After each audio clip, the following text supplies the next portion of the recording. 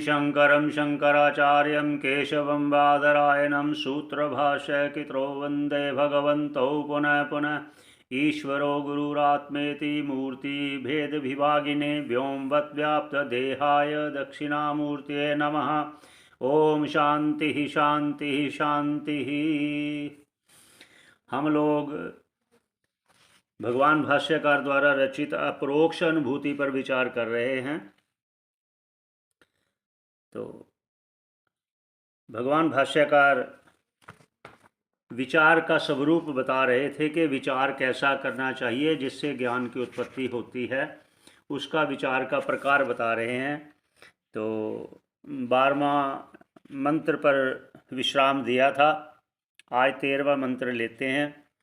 तो आइए उच्चारण करते हैं। नाहं भूतगणो देहो नाहं चाक्षगणः तथा एतद्विलक्षणः कश्चिद्विचारः सोऽयम् ईदृशः। पहले कह दिया था उन्होंने विवेक वैराग्य षट संपत्ति आदि कहकर, फिर उन्होंने कहा था कि ज्ञान विचार द्वारा उत्पन्न होता है, अन्य कर्मों के द्वारा नहीं। अन्य कारण सहकारी कारण है, अंतःकरण की शुद्धि में उपकारक हैं। तो विचार द्वारा ही विचारात् जायते बोधः, ये कहा गया। और बार बार भगवान भाष्यकार भी यही कह रहे हैं कि विचार से ही, विचार अर्थात उसका प्रकार बता रहे हैं कि विचार कैसा करना चाहिए। वो कह रहे हैं ना हम भूत गणों, और अन्यत्र भी भगवान भाष्यकार ने ही कहा मनोबुद्धि अहंकार चित्तानि नाहम न च श्रोत्र जिह्वे, आगे कह दिया था कि मन बुद्धि मैं नहीं हूँ, ये अर्थात ये स्थूल देह मैं नहीं हूँ, फिर सूक्ष्म देह मैं नहीं हूँ, मैं कारण देह मैं नहीं हूँ। इस प्रकार विचार करते करते वे क्यों नहीं हूँ, इस प्रकार का जो विचार है उससे वो ज्ञान की उत्पत्ति होती है और वो अज्ञान का नाश करती है। और अज्ञान क्या है इसके बारे में भी स्वयं भाष्यकार वर्णन करेंगे। तभी हर प्रकार का वो विचार क्या है, कैसा है, वो कह रहे ना हम भूत गणों देहो, मतलब ये स्थूल देह मैं नहीं हूँ, ये पंचभूतों का कार्य है।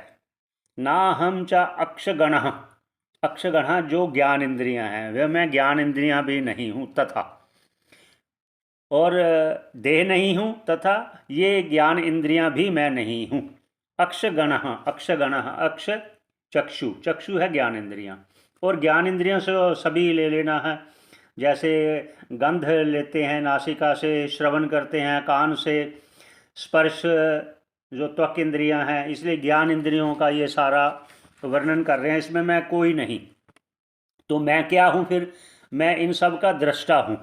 आगे एतद विलक्षण, इन सब से विलक्षण मैं आत्मरूप से कश्चिद विचार, अगर ऐसा विचार करते हैं तो वह विचार इस प्रकार का है जैसा कहा गया।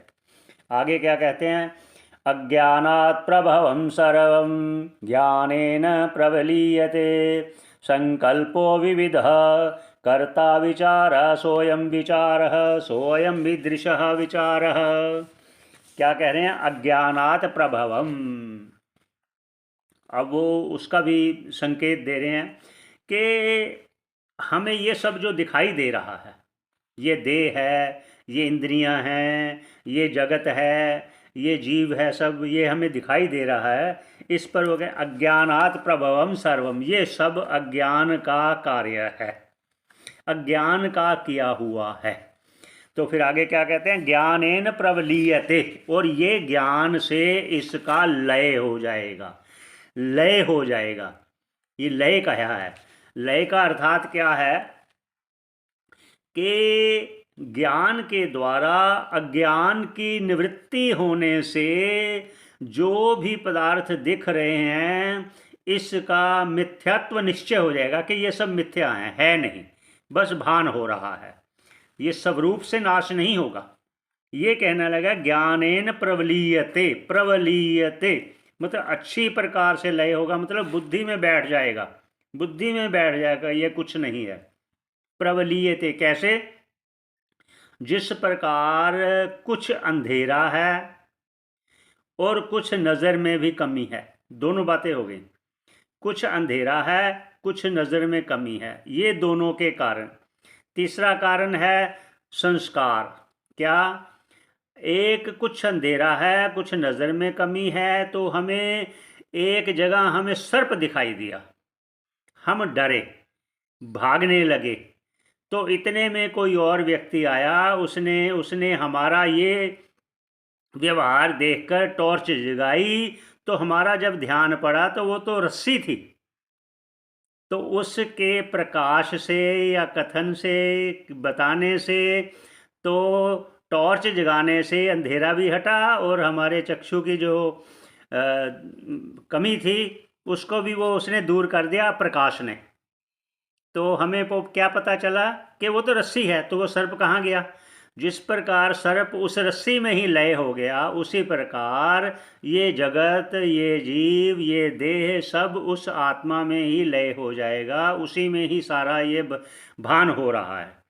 इस प्रकार का जो है वो विचार है, ये ऐसा भगवान भाष्यकार। तो आगे चलते हैं, 15 नंबर श्लोक। एतयोरुपादानम् एकं सूक्ष्मं सद्व्ययं यथावत् मृद्घटादीनां विचारः सोऽयम् ईदृशः। एतयोर, इस प्रकार का जो भी विचार है। और आगे क्या है?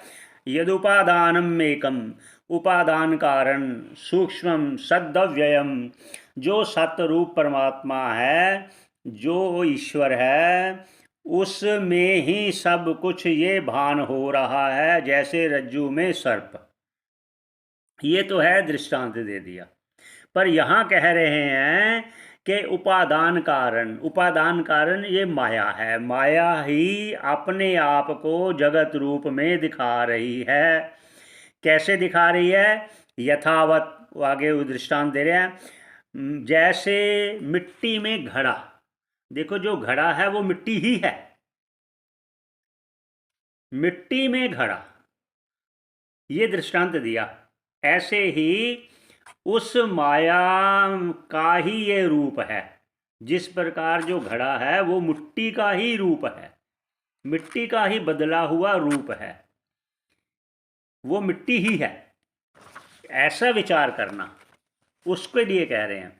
जिस प्रकार घड़ा घड़ा नहीं है, वो मिट्टी ही है, उस वहाँ सिर्फ नाम और रूप आ गया, वैसे है तो मिट्टी ही। नाम हो गया घट, रूप हो गया आकार, उसका कार्य होगा उसमें जल भर कर लेके जाना, लेके आना, ये व्यवहार हो गया। तो इस प्रकार का जो विचार है वो कह रहे हैं। वो आगे कहते हैं, फिर आगे भाष्यकार कहते हैं, अगले 16 नंबर श्लोक। अहमेकोपि सूक्ष्मश्च ज्ञाता साक्षी सद्व्ययः तद अहम ना अत्र संदेहो विचारः सोऽयम् ईदृशः।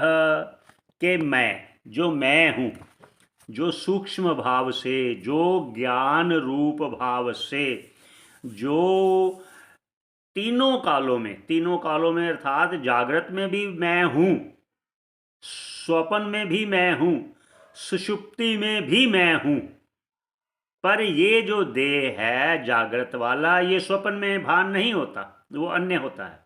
और स्वप्न में जो भान होता है वो सुषुप्ति में नहीं होता। लेकिन सुषुप्ति में जो है वो स्वप्न में भी है, जो स्वप्न में है वो जागृत में भी है, वो साक्षी भाव, वो मैं हूँ। ऐसा आगे विचार करते, इसी को विचार कहते हैं। भगवान भाष्यकार अन्यत्र कहते हैं, नाहम देहो नेन्द्रियांतरंगम, ये विचार की एक विधि बता रहे हैं।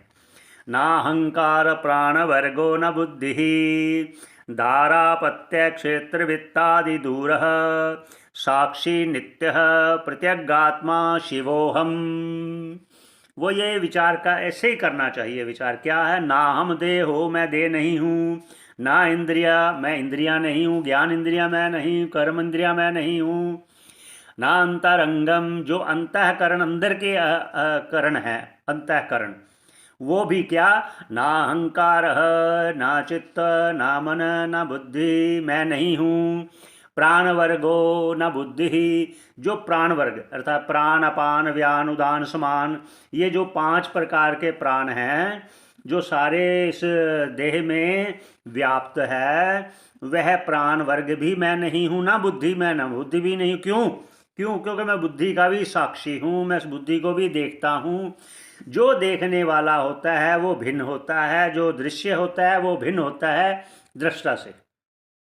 आगे क्या कहते हैं, दारापत्य क्षेत्र वित्तादि दूर। अगर ये मैं इंद्रियां मन बुद्धि दे मैं नहीं हूं, तो इससे बिल्कुल जो भिन्न दिख रहा है, पत्नी पुत्र भवन कार मकान दुकान, ये जो सब दिख रहा है वो मैं कैसे हो सकता हूँ।